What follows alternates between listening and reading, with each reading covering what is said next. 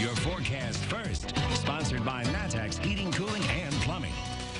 Well, it's been kind of a stormy night across central Illinois. Several areas seeing heavy rainfall, thunder, lightning. Let's zoom in a little closer, and you can see that we've got some showers here from Hoopston down to Rossville, Bismarck, and then we catch more of these showers and storms, a heavier batch, just kind of moving out of the Broadlands area, and then now getting close to portions of Vermilion County, Edgar County here, Villa Grove, Tuscola, and heavy rainfall down near the Mattoon, Windsor, Strasburg areas, and these showers and storms are going to continue to roll across as we go throughout tonight. And temperatures quite cool for it being stormy. 56 in Champaign, 58 in Effingham. As we look at tomorrow, breaking it down for you, only the lower 60s for highs and don't expect a lot of sunshine. More about when this number turns to 80 when we come back. WCIA 3 News starts right now. Now on WCIA 3 News. We told you about a crash that took the life of a local doctor, why police are no longer looking for a semi in that investigation. Plus, investigators are a step closer to figuring out who killed this woman, how they were able to identify her after 25 years. And we told you a city is using security cameras to combat crime, why the police chief there says this is so important. You're watching your local news leader. This is WCIA 3 News at 10. Person needs to be caught, and they need to be responsible for what they did. Police have a new lead in the search for the car involved in a deadly hit and run. Good evening, I'm Paul Cicchini. And I'm Jessica Coons. They've been looking for a suspect for over a week. Someone hit Dr. Bill Shue while he was riding his bike on October 11th. He died 2 days later. That crash happened on Route 150 by Spring Lake Road near Mahomet. WCIA 3's Jen Last joins us now. And Jen, there's some new information as far as what people should be on the lookout for. Jessica, ISP originally was searching for a white semi, but they are now looking for a 2010 to 2014 white Ford Mustang. It would have front right bumper damage, front right quarter panel damage, and the passenger side view mirror was broken off. And it's not the first one that's happened in the area by a long shot. But it's one that has rattled the biking community in Mahomet after a driver hit Dr. Bill Shue and left the scene. Another cyclist was hit but survived. Mark and Vicky Nicewander live near the scene and had this to say when I showed them pictures of the new lead in ISP's search. Thank goodness. Oh, yes. That person needs to be caught, and they need to be responsible for what they did. Mark knows firsthand how dangerous the roads can be for cyclists. I got hit by a car about 7 years ago, and that was pretty traumatic, I guess. He was very lucky. He spent the day in the emergency room and had a couple of minor injuries, but he survived, and a lot of people don't. He has this message for people getting behind the wheel, whether they're driving on roads with a bike lane or without one. You have to drive defensively. Cyclists do have a right to be on the road. Mark says drivers need to give cyclists at least 3 feet as they pass them. And that doesn't happen all the time. And cyclists need to be aware of their surroundings at all times, too. I am worried every time he goes out, a little bit, just kind of have that in the back of my mind because it has happened before. Vicky wonders what led up to the crash, but says at the end of the day, they were probably looking at their phone or, who knows what could have been happening. But you need to have your eyes on the road, and cyclists are a part of that. We've shared this photo of the car on our website, WCIA.com. ISP wants anyone with information about the crash to reach out to them, and we have shared their contact information as well. Back to you. All right. Hopefully that lead helps with that investigation. Jen, thank you so much. Riding advocacy groups say if you see a cyclist taking the middle of a lane, that is sometimes the safest place, especially in intersections and narrow lanes. When bikers are on the edge of a narrow lane, drivers sometimes think they can pass them. Remember to keep that 3 feet between your car and the bike. And on the cyclist end, if you can't see a car's mirrors, then the driver cannot see you.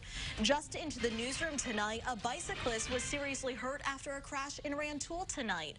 Police say this crash happened on County Road 1500 East, or Murray Road Extended. Officers found a bicyclist there who had been hit by a vehicle. That person was taken to the hospital with serious injuries. The driver who hit the bicyclist reported the crash to police and was not hurt. The city of Carlinville is mourning the loss of its mayor. In a post on Facebook, city leaders said Mayor Deanna DeMuzio died today.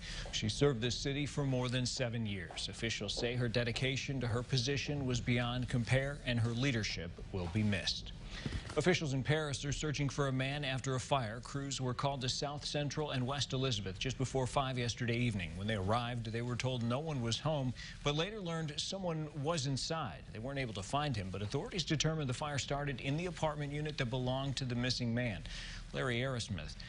Now they're looking for him to make sure he's safe and ask him some questions. We now know the name of a woman who was found dead 25 years ago. Her remains were pulled from a field northwest of Thomasboro in 1995.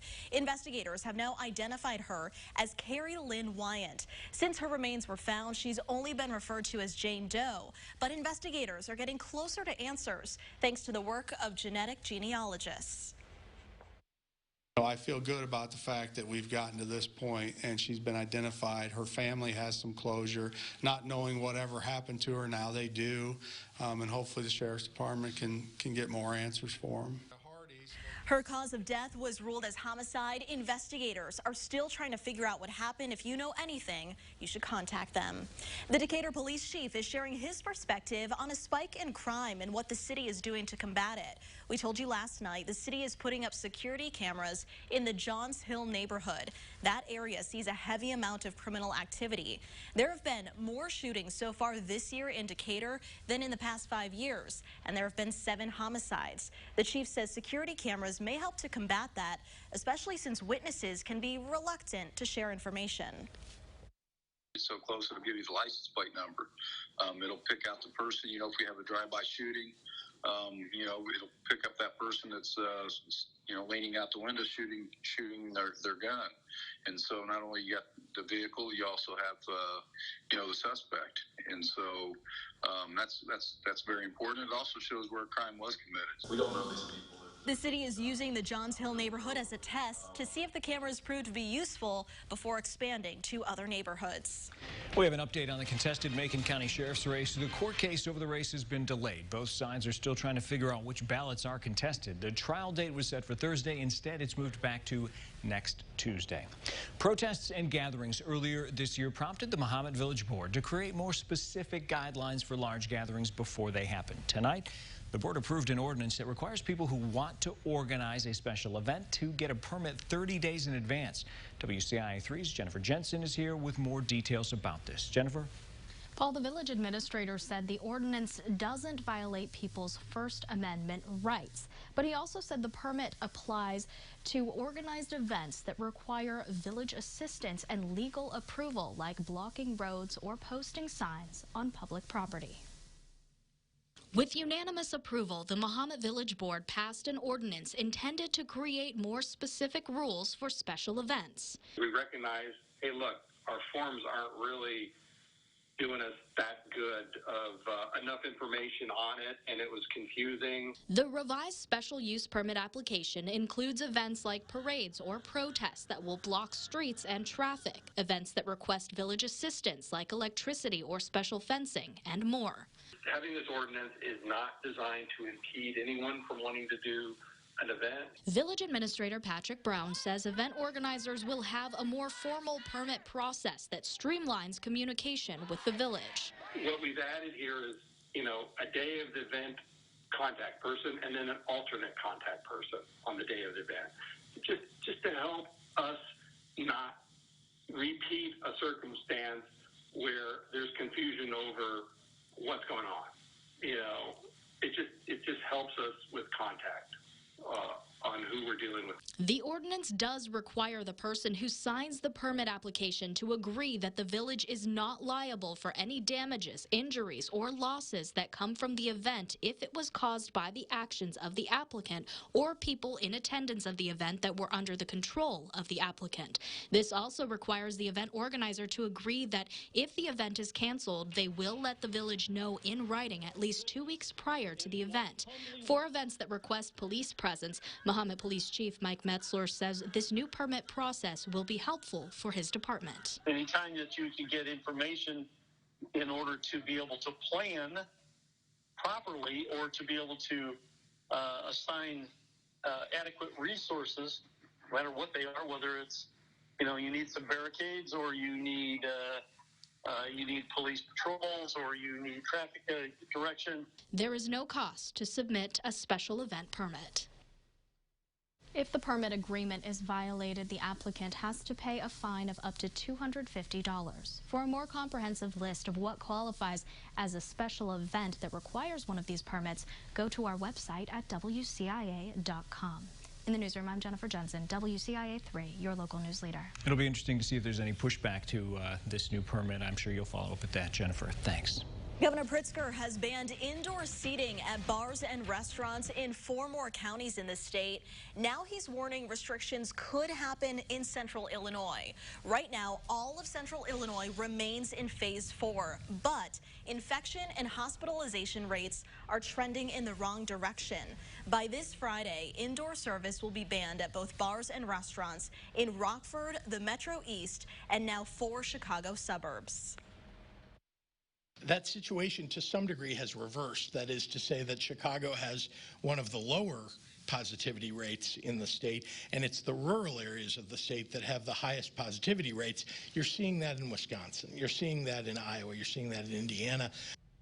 The governor called it a spillover effect, warning lax rules in bordering states have slowly sparked a surge in Illinois. There are more than 3,700 new cases statewide. That brings the total up to nearly 351,000. The positivity rate is still going up. It is now at 5.5%. 41 more people have died, including 6 in Sangamon County, 1 in McLean County, and 1 in Macoupin County. That total is now nearly 9,300 people. A restaurant in downtown Champaign is closing. Hank's Table announced it'll shut its doors next Friday, October 30th. In a post on Facebook, Hank's Table announced, "None of us could have predicted the events of the past year. We are thankful for all of your support. To see more details on its last days, you can go to our website, WCIA.com.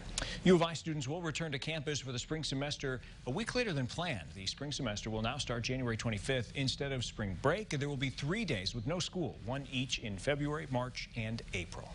A school district is expanding its food distribution efforts, what it's now offering in time for the holidays. Plus, we're learning more about a district's plans for in-person learning, how it'll track COVID cases in the classroom.